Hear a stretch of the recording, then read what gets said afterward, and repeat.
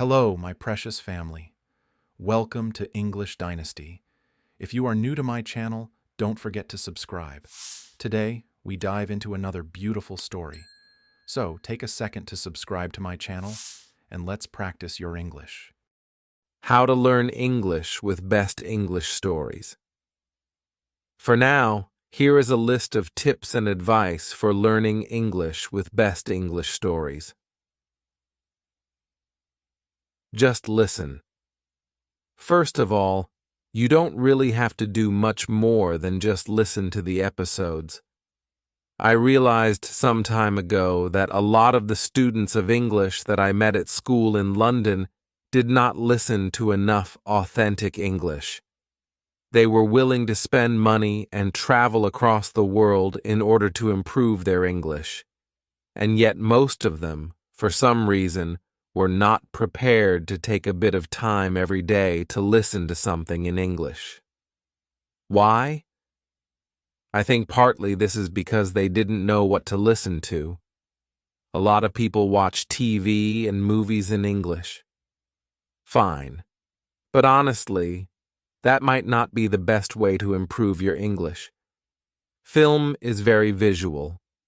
A lot of what you understand from a movie is the visual storytelling. It's important to just focus on the audio, on the language.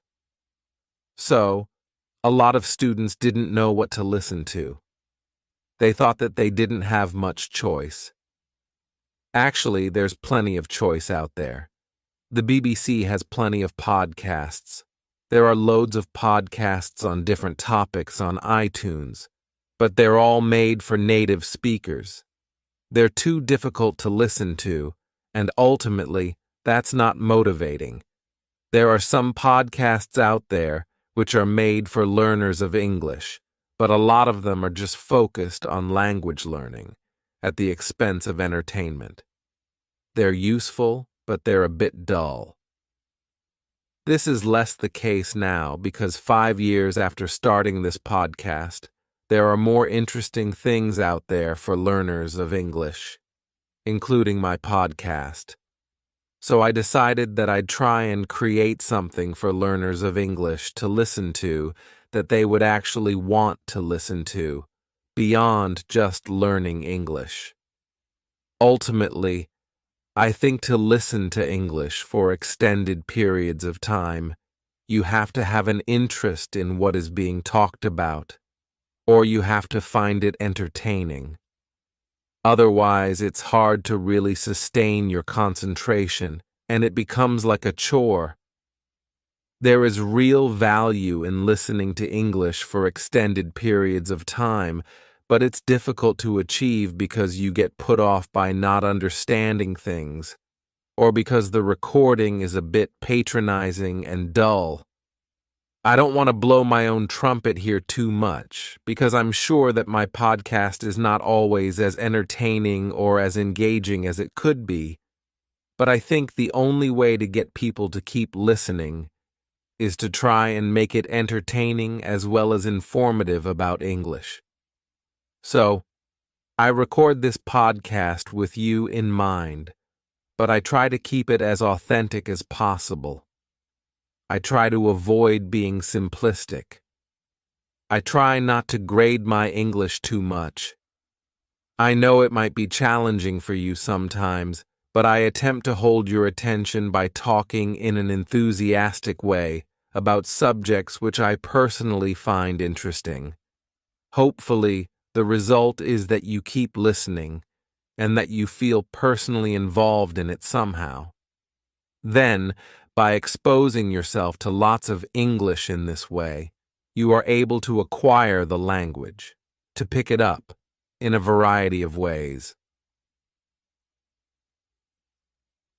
Stephen Krashen and Language Acquisition Theory. Let me now refer to the language acquisition theory of Stephen Krashen. This theory is very well known among language learning theorists, and it underpins a lot of what we know about learning and teaching English. Krashen believed that there are two ways to develop our language learning skills. One is through language acquisition, and the other is through language learning. Language acquisition means that it is possible for adults and children to learn language in a subconscious way, meaning in a kind of passive way, by simply engaging with the language. The important thing is that you focus on the message in a bit of language. So, when listening to Best English Stories podcast, this means focusing exactly on what I really mean, rather than just on the specific items of language I'm using. The primary focus is to just understand what I mean, hopefully at a fairly deep level, in order to laugh at something I've said or feel moved by it, and then you kind of pick up the language as a result of that. You might not be immediately aware that you've learned some new language in this way.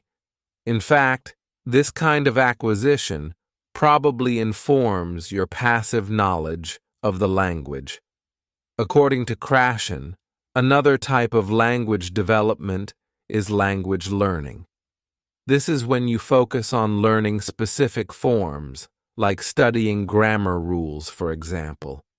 It involves having some instruction by a teacher, perhaps in the form of error correction, or from a grammar book which explains the rules of English. The downside of this kind of learning is that it is rather dogmatic, can be boring, complex, and abstract. It doesn't necessarily replicate the organic way in which we pick up language as children, and doesn't quite allow the subconscious acquisition of language that occurs from just engaging with the language in order to understand a message being communicated. All right. So how does this apply to the way you can learn English? Well, I think it's pretty important to get both aspects of language learning into your life.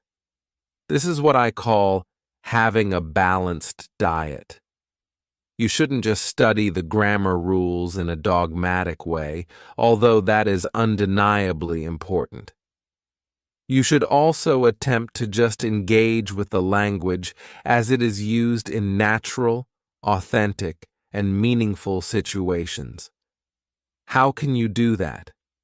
Ideally, this would mean going out into the world and doing things in English. In fact, this might be the best way to improve your English. If you get a job that requires you to use English all day, you will improve quickly. It'll be really hard, but you'd be forced to improve. That's like a boot camp for language acquisition, because you're not really studying the language, you're just attempting to survive in it. You're really focusing on the communicative acts you are trying to achieve. You're really focusing on meaningful messages, and you naturally learn the most direct and effective way to understand and communicate meaningful messages. You might not be able to do that in your life. You might not have access to native speakers in that way. So, my podcast can be a substitute. It's not really the same as attempting to work in an English-speaking environment. But the key point is that you can replicate aspects of that experience by just attempting to follow or keep up with what I'm saying, and do that regularly over long periods of time, and you'll pick up massive amounts of English.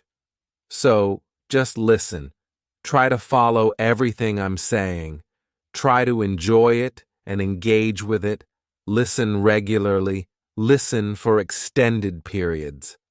This will all contribute to your acquisition of English, as described by Stephen Krashen. That's language acquisition, but you can also do more traditional language learning alongside Best English Stories podcast. First of all, outside of listening to the episodes, you can do your formalized language studying from a book or in class, and use LEP as a companion to that. Study the language and then try to notice aspects of the language that you've studied in episodes of the podcast. For example, if you've studied verb tenses, you can listen to a story I've told on the podcast and try to notice those verb tenses, how I'm using them, how I'm pronouncing them, and so on. It can back up, confirm, or clarify the language study you've been doing. You should always refer to authentic language usage as a way of checking language that you've studied. Also, you can study the things I say in the podcast more directly. The podcast can be a study tool. Here are some ways you can do some active language study with the podcast. Use transcripts. You could read a transcript and check new words in a dictionary as you find them. Pay attention to the way I use the words, including the grammatical context, collocations between words, and pronunciation. Any new words or structures you find, make a note of them and practice using them yourself. You could attempt to write your own transcripts. This reveals a great deal about the gap between the English you know and the English that I use in the podcast. Try transcribing a section of one episode. You could do an episode that has already been transcribed. Listen carefully to it and try to write down every single word. There may be certain utterances that you just can't identify. Mark them with question marks. Listen again and again. You could just focus on a specific 5-minute section of an episode. Keep listening until you've done your best. Now check the proper transcript for that section and compare it to what you wrote. What are the differences? Now you can identify the gap between what you understand and what I said. Try to close that gap. Check the words you didn't know. Identify why you missed the pronunciation of something. Think about how I say these words and phrases and their definitions. Then you can start working them into your English when you speak. We'll look at ways of developing your speaking in a few minutes. A note on transcripts.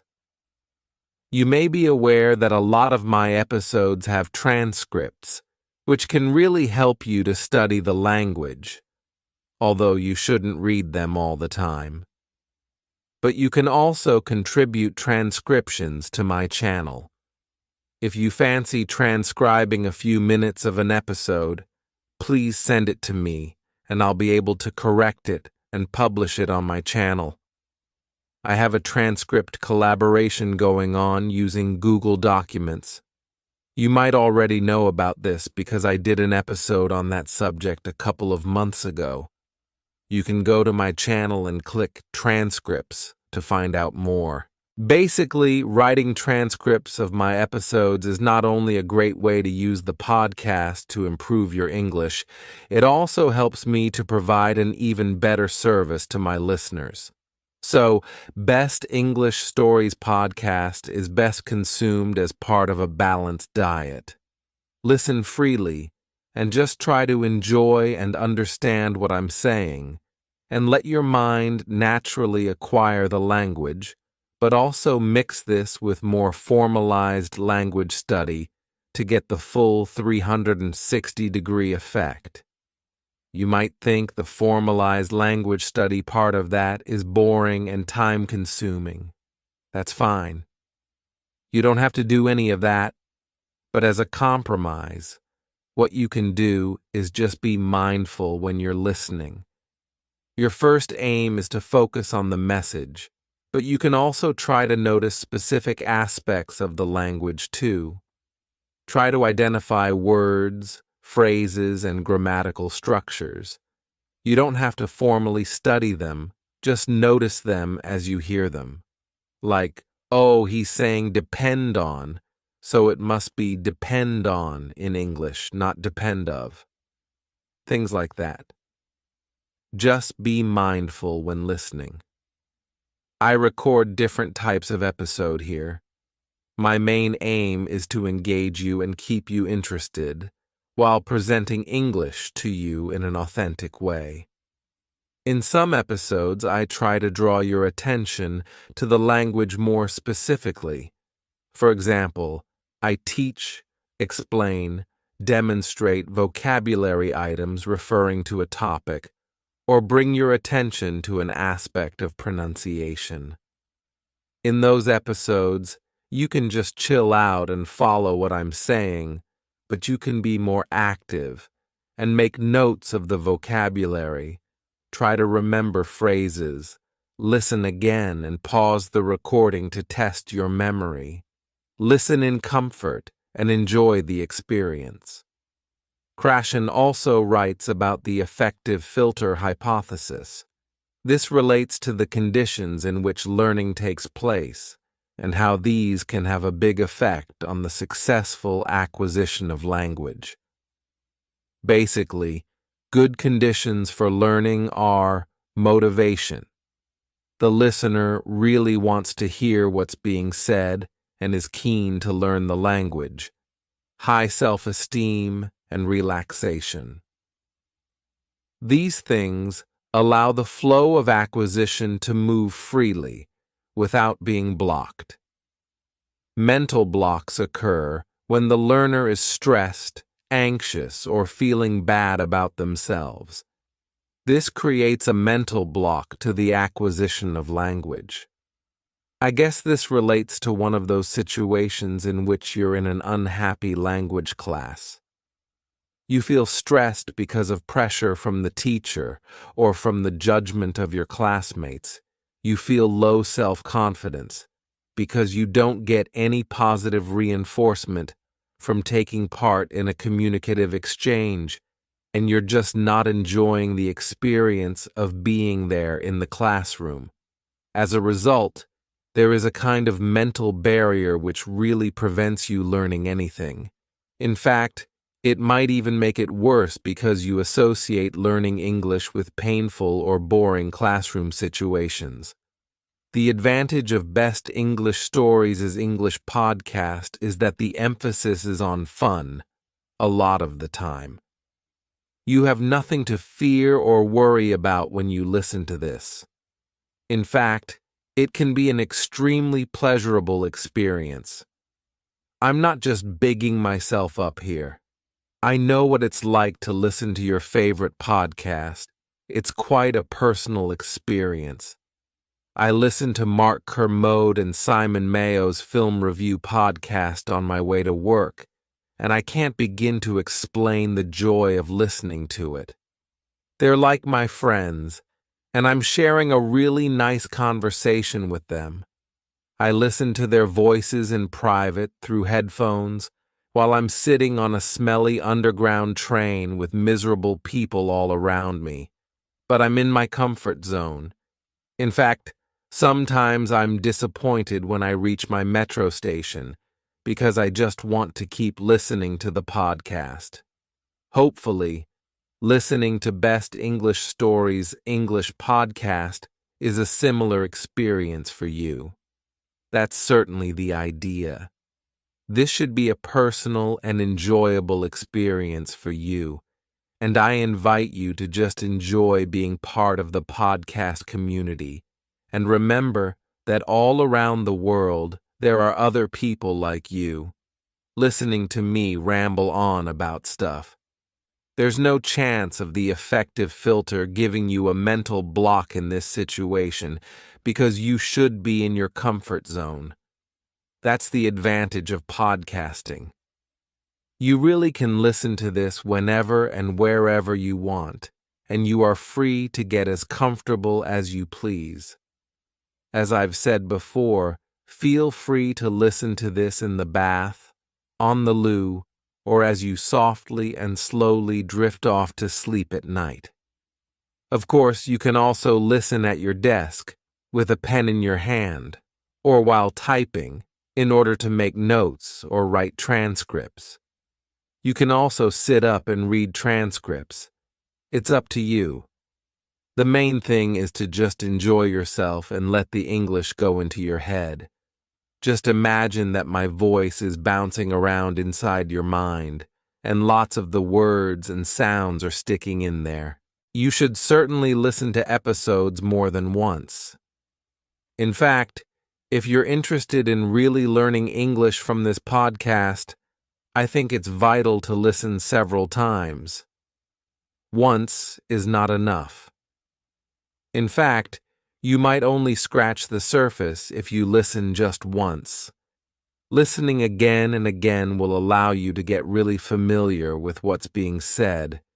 You'll notice and remember things that you didn't catch the first time.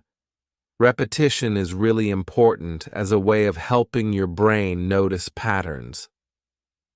After a couple of listens, you'll remember certain phrases, bits of intonation or responses, and they will be reinforced when you listen again. It might be asking too much of you, but you could even start to remember and repeat some of the things you've heard on Best English Stories' English podcast. I don't necessarily expect you to repeat everything I say, but perhaps you could memorize the lines of a comedy sketch that I present to you, and then repeat the lines to yourself or your friends, or just while you're listening again. I'm a bit of a geek, and I love Star Wars. When I was a kid, I used to watch Star Wars on heavy rotation. I'd watch it again and again. Now I can remember all the lines from the film.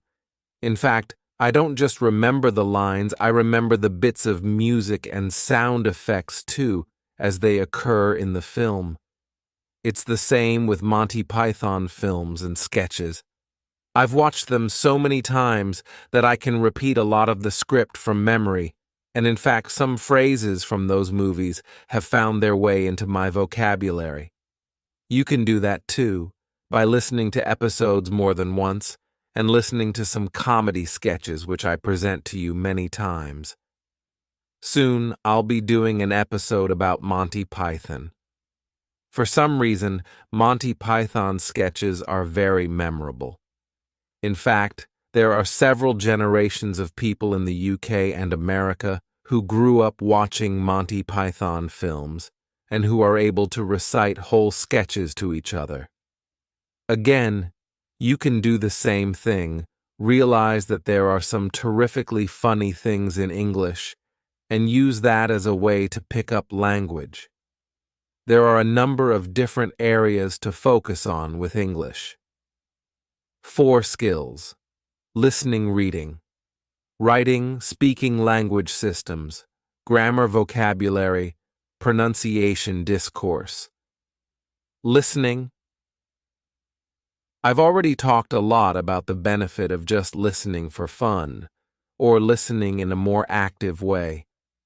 I did mention that it's good to be comfortable when listening. I should add, too, that I think it's important to try and listen to things that you don't completely understand. It's fine to listen to things that you don't understand completely, and the general opinion on this seems to be that you should push yourself when you listen, and don't get put off if there are things you don't understand. It's in that challenging experience that your brain is really piecing things together. For example, if you struggle to understand my conversation with Daniel Burt, that's fine. In fact, that struggle is good. Listen again and keep trying. Don't give up.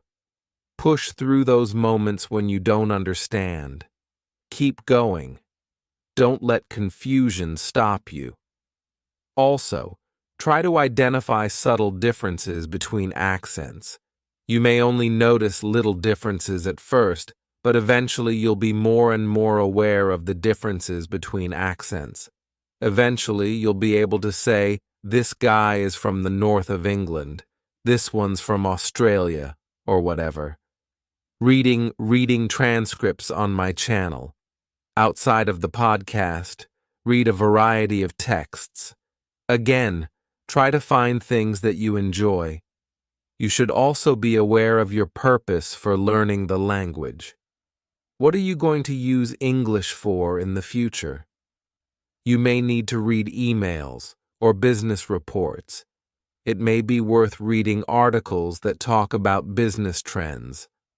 Otherwise, just reading any well-written text for enjoyment is a really good way to improve your literacy.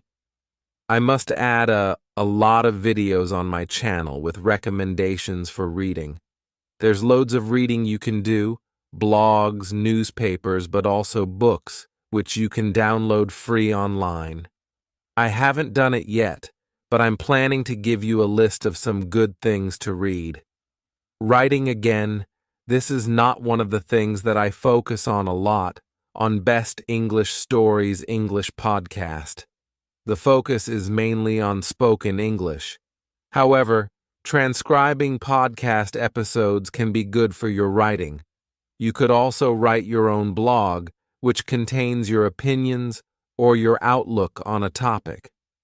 Feel free to write a response to episodes of my podcast in the comments section. You should aim to concisely express your opinion in a structured way, using the most appropriate words you can find, perhaps including some words you've picked up from that episode of the podcast. Think about the person reading the comment. Make it easy and enjoyable for them to read, and focus on stating very clearly and efficiently exactly what it is you want to say. Considering those ideas can help you to make your writing more effective. If, however, you need to practice writing for the IELTS test, you will need to do more specifically focused writing practice, probably using an IELTS preparation book or following an IELTS course of some kind. My podcast can help you with general skills, vocab, etc. But for specific kinds of writing work, you should do some specific writing practice. Practice, practice, practice. As I said before, to get the best out of Best English Stories' English podcast, use it as part of a balanced diet. Speaking. Perhaps the best way to improve your speaking is to actually practice it in real-life situations. The requirements of that situation will train you to say the right things at the right time with the right tone. You should certainly be aware of how intonation is important in affecting a message. These are things you can learn from trying to enter into meaningful acts of communication and learning from your mistakes. You might also need a teacher to actively correct your errors. But you can definitely use Best English Stories' English podcast to improve your speaking too. Let's look at some ways to do that. Just try to take some aspects of my speech and apply it to your speech. You could just add some words or phrases you've heard from me and use them yourself. Or you can pick up some speech patterns, pronunciation from me and add that to your speech too. If you like, you could use my speaking as a kind of model for your own speech. More specifically, you could copy and repeat some of my sentences. Listen to a line I say, and then repeat it and try to sound exactly like me. You could listen to phrasal verb episodes, and whenever I present an example sentence, pause the episode and repeat it after me. Keep doing that until you feel your version is pretty similar to mine. So just listen and repeat until you've worked out how to make the same sounds as me. Think about vowel and consonant sounds, combinations of consonants, and how to make those sounds with your mouth. Think about connected speech, what happens when words are pronounced fluently together in a sentence. They might get pronounced differently. Certain sounds may be dropped when words are linked, and some sounds may be added when words are linked too. Pay attention to these aspects of pronunciation.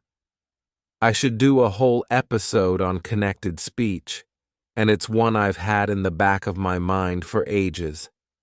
Pick an extract from the podcast with transcript and record yourself saying it. Compare your version with my version. Then, work on the transcript. Underline the stressed words. Add lines to represent pauses for emphasis. Identify word links in pronunciation. Listen to me saying that extract again and check your sound scripted transcript. Now record yourself doing it again, this time adding the intonation, pausing, and sentence stress. Compare that to the original. This can help you develop awareness and control of speech patterns. Record yourself just talking in response to one of my podcast episodes. If I've talked about UFOs, for example, not yet, but I will, then you could record yourself talking about UFOs too. Try to include any words I've presented to you on that topic. If you like, you could leave an audio comment on my Audioboo page and let the world know how you feel about something. Or you could start doing your own podcast, like Zdenek from Zdenek's English podcast. He's not a native speaker, but following a suggestion in one of my episodes, he decided to do his own podcast. He now has followers and listeners, and he's really into it. Listening to his episodes, I get the sense that his confidence is developing and he's finding his own voice. It must be very good for his English, which, of course, is already excellent. You could do it too if you want. The main thing is practice. Use as many opportunities to practice as you can. Join clubs to meet English speakers. Use the internet. Find groups on meetup.com in which people are doing language exchanges. Put yourself outside your comfort zone. Don't be shy. Give it a try. Take the initiative. No one can do the speaking for you. There's no shame in making mistakes. You have to be in it to win it. So open your mouth and get talking. Remember that English is about what you can do, not just about what you know. Be active. Find your voice in English. If you're in a classroom, don't be one of those quiet students. It's completely up to you to start talking, and why not do it in the safety of a language class? That's the whole point. Speak up in class and use that as a safe place to experiment and make mistakes. Experiment. Switch off your editor.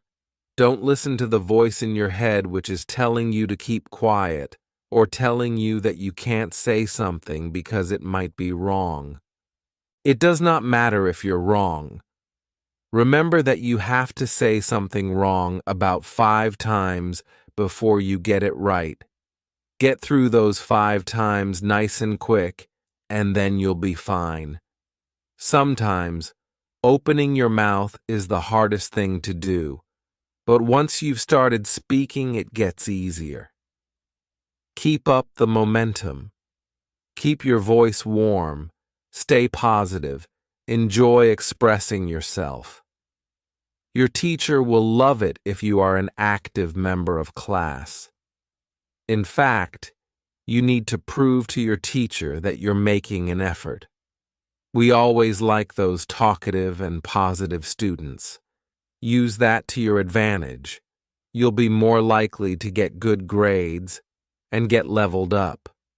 Be nice, be friendly, be talkative, but also listen to others and help them too. That's a recipe for success for any language learner. Actually, I just sent Zdenek a message and asked him for his comments on the subject of using LEP to improve your English, particularly speaking. And here are his comments, which I agree with wholeheartedly. In fact, Before I read his comments, it may be necessary to remind you that Zdenek is a well-qualified teacher of English from the Czech Republic who lived in the UK for a number of years, and who has got a master's degree in English language. So, he definitely knows what he's talking about. I'm sure many of you listening to this have similarly good advice and comments on this subject. I am very keen to encourage you to share that information. You can leave text or audio comments under this episode. So here are Zdenek's comments. How can listening to LEP improve your speaking skills? It can mainly improve the following skills, sub-skills. 1. Listening, obvious. 2. Reading, spelling, reading scripts, additional notes. 3. Writing, spelling, script, feedback or Thanksgiving emails to Best English Stories. 4. Grammar, listening to grammar patterns as part of exposure theory. 5. Vocabulary, learning new vocab also guided by the exposure theory. 6. Pronunciation, passive listening. As for the speaking, it is a different question. If you want to improve your speaking through LEP, you have to approach this actively. Not everyone is willing to do this. Some people tend to be shy, have approach anxiety, etc., and prefer listening to the podcast as passive recipients. That is fine. However, here are some suggestions on how you can actually improve even your speaking skills. 1. Contact someone via LEP community. There are a lot of interesting people eager to learn English from all around the world. Contact those who have a similar level as you. This way you can both benefit and learn from each other, and no one will get bored. Ideally, have an interest in common, sci-fi films, sport. You already have one important topic in common, LEP. Try to befriend these people, add them on Facebook, start Skype conversations with them or something. 2. Record yourself speaking about a topic. Ask yourself questions related to LEP. Answer these questions or just practice vocabulary. Best English Stories teaches you. Listen back to yourself. Try correcting your errors. Re-record. Compare your recordings you made some time later to see your improvements. 3. Record comments in Audioboo, max 3 minutes. Why is everyone so shy? Is everyone afraid that they will be judged? Who cares? Just be friendly, and you should be accepted by the community. Best English Stories is a teacher. He deals with mistakes every day. We all make mistakes. Never be afraid to make mistakes. A man who never made mistakes never made anything. Are you afraid to take on a challenge and face our greatest fear, public humiliation? Well, don't be. If we fight it actively without fear, we can significantly improve our speaking skills this way. I just want to add a couple of points here about making a fool of yourself, my experience of speaking French, and a fear of public speaking. 4. Try running your own podcast. Most of you can do it. Again, it is only about facing your fears of making mistakes and exposing yourself to the public. This podcast can be just for you and your friends. I make loads of mistakes in my podcast, and I am a teacher. I feel ashamed. I have to edit them out. But if you are not teachers, why worry? And even as teachers, you shouldn't worry. 5. You can always speak to yourself in the mirror and go crazy. Become the next Hamlet. Speaking is not about passivity, so move your arse and find some interaction. Note, by following these tips, you will work on your English speaking skills, pronunciation, actively, grammar, vocab. You can focus on trying to use expressions best English stories has taught you. Listening skills, as you listen to your friends talking, for example. There are so many benefits to active speaking practice. Thank you, Zdenek. As I said before, I welcome your comments too. Let's share our thoughts on this subject together. It's time for my LEP ninjas to come out of the shadows and deliver some powerful advice. LEP ninjas, assemble! Regarding language systems, I have some things to say about grammar, vocabulary, pronunciation, and discourse. To be honest, I've already spoken enough about grammar and vocab. Let me just remind you of the theory of exposure. I've talked about this before. The idea is that by listening to lots of English over extended periods, you're feeding your subconscious with all the patterns of English usage.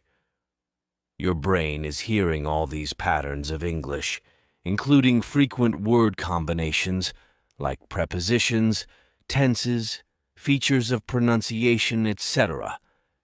Ultimately, it all goes into your head and informs your sense of instinct for the language, so that when you come to do a test in English, you feel the answer.